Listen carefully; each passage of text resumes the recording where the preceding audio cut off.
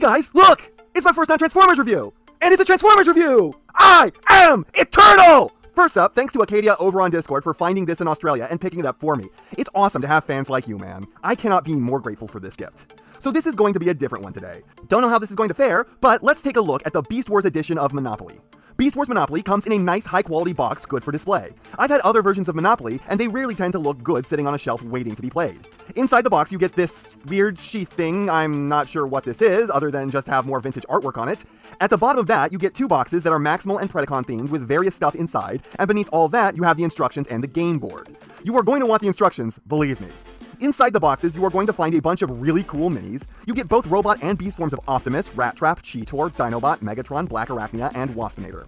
Most of these are exceedingly well done, but for some reason Dinobot is extruded in some very weird ways. It's still a great little game piece, but it's odd. Why was he built different than all the others?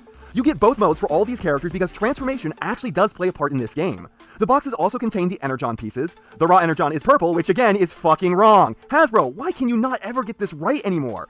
I don't understand. Raw Energon is blue. A lot of game cards, some of these are just reminders on how the game is played, some of them are Maximal and Predacon themed rewards, some of them are venues, and some of them are what just seems to be collector's cards. The single dice, and lastly, there's the golden disc and the stasis pods. Now you may be like, that seems a bit different than what I'm used to. And yeah, you'd be right about that. There aren't two levels of structure you can build on your venues. Where's the other dice? What is the golden coin? Where is the game currency? And that's all because, I don't know if this is a common thing with Monopoly, but this gimmick edition of the game plays very differently from what I'm used to.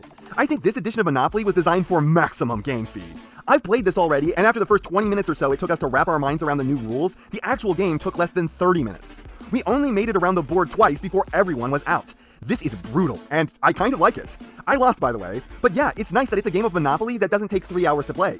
The new game speed is definitely reinforced by the new game board, which is far smaller than a typical Monopoly board, with every venue having only 2 locations rather than the typical 3. Hilariously, mine actually has a misprint on one of the cards. Grid Orion, a red card, has a green backing, making it seem like it's from a set of 3 rather than the universal 2. That really threw us for a loop the first time we played.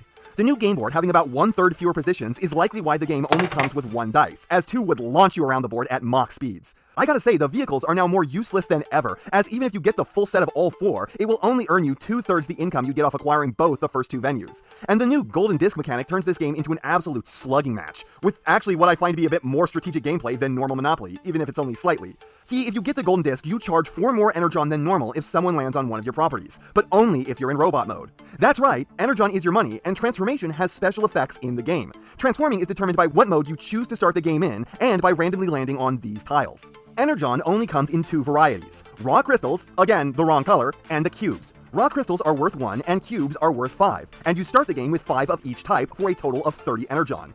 I actually love this because it makes the game so much easier to play. One of the main things that makes me kind of hate normal Monopoly is just kind of setting up the game. Dealing with 8 different money varieties and trying to make sure that everyone gets the right amount just takes so long. But here, with only 2, and with both currencies starting in the same amounts, it's just so much easier to pick up and play. Correspondingly, all the properties tend to be super cheap to purchase. The most expensive one only costs 5 Energon, or 1/6 of your starting money. You are probably noticing that the game board is a bit chaotic looking, and yeah, it is. With the watermelon-looking dice, it's easy to lose track of where that went if you actually roll it onto the board and stop paying attention to it for even a brief second. It just camouflages in. Another annoying thing is that the cards only use cropped images of the venues, making it kind of weird to recognize what you're buying in the game as the images don't quite match up. So, the way that you play is pretty much standard Monopoly, but faster, until you hit the golden disc. Whatever player passes it or lands on the golden disc space places their mini inside the golden disc. As I said before, if you're in robot mode, you get to charge an extra 4 Energon if someone lands on one of your properties while you have it. But the disc can be taken from you by anyone who lands on your space or passes your space, and you can't take the golden disc by starting your turn in a space that has the golden disc, only by landing on it or passing it. We actually found it preferable if someone pulls away from you with the golden disc to actually wind up in jail and to just bide your time in there, since getting out of jail is actually super easy in this game. You just have to pay $1 and you're out. So it's a good way to let someone with the golden disc catch up to you. Characters in Beast Mode who land on your spaces pay less to be there, but it's not a ton, though it can add up late into the game. If you land on a space with a Maximal or Predacon card, then depending on what faction you are, that card will be good or bad for you. Maximal cards are good for Maximals, Predacon cards are good for Preds, and they're both bad for the opposing faction. Whoever plays as Dinobot gets to choose what faction they're part of, but otherwise your faction is just determined by your character. The in-game prices for landing on stuff gets kind of abusive very quickly, and you only get 4 energon for passing go, so you will find that you wipe out other players in single turns. I actually knocked one of the other players out of the game by getting the card that just made both players give me $1, as he had already mortgaged all of his properties from landing on another player's high-value venue. It was the most anticlimactic way to end the game for someone. I obviously haven't gone over all the new rules with you guys, I'm just giving you an overview of the altered game. So if you pick this up, you will want to go through the rulebook yourself, though it's a kind of shitty sheet that really should have been a booklet.